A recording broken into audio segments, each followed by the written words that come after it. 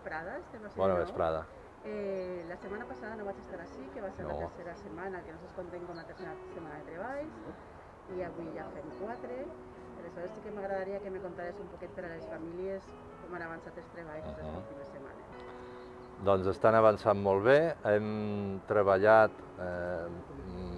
vinc una miqueta cap enrere en el temps. Primer vam treure les caixes de plàstic que tenien els morts, els individus de l'any 2012, que eren 9, els que estaven aquí. Després vam arribar i netejar la capa de calç, que era bastant potent, i acte seguit vam rebaixar els 11 individus que tenien allà sota la capa de calç. Una vegada trets estos, ara estem per treure'n uns 13.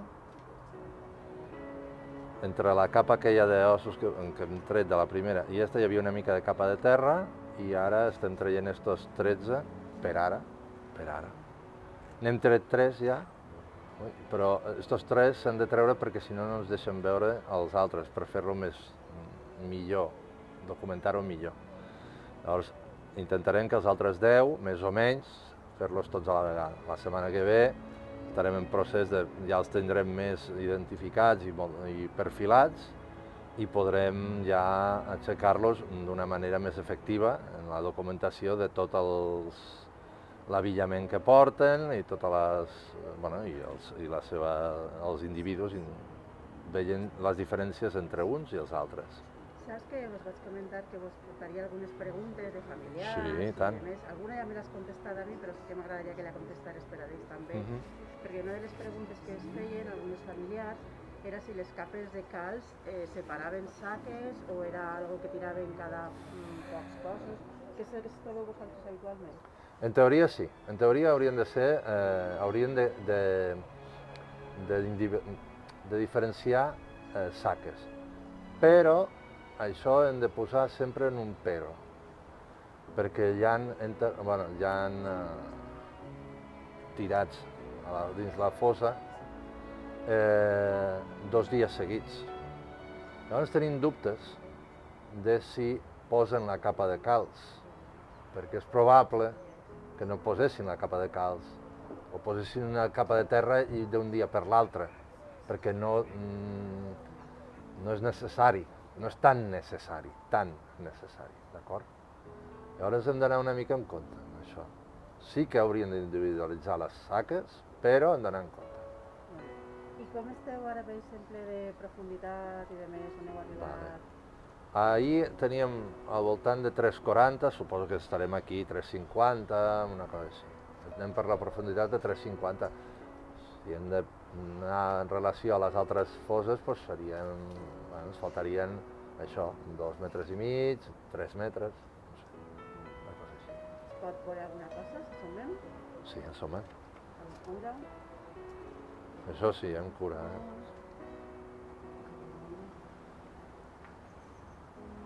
Avui com ens comentaves, que suposa que se'n sentirà, les xiques ja han marxat per avui, que Sí.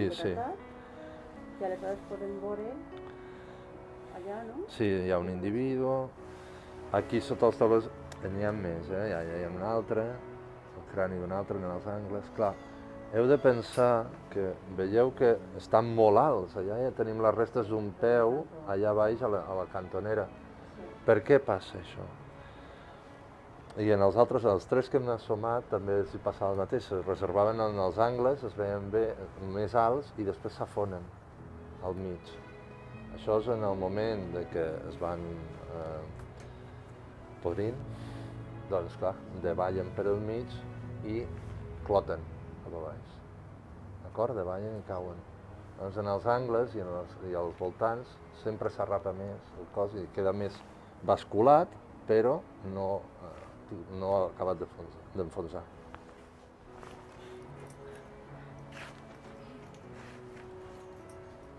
Francesc, com esteu trobant els ossos? Molt bé, estan força bé, No els estem trobant molt malmesos, no els estem trobant trencats. Clar, evidentment aquí es tracta d'assassinats. I una vegada assassinats, tirats aquí dins. no han de tenir cap trencament. Sí que m'han comentat que hi ha hagut alguna patologia, però que poden ser solidificacions d'ossos d'un trencament o d'una torcedura i que després se solidifica d'una manera peculiar a l'os. Però això ho veurem més a la tria, a la zona de laboratori on hi ha la tria, allà es neteja una miqueta superficialment i de vegades si és molt evident es veu això, però on es veurà de veritat és a l'anàlisi antropològica al laboratori, quan ja es neteja del tot bé i vas al meollo de la qüestió.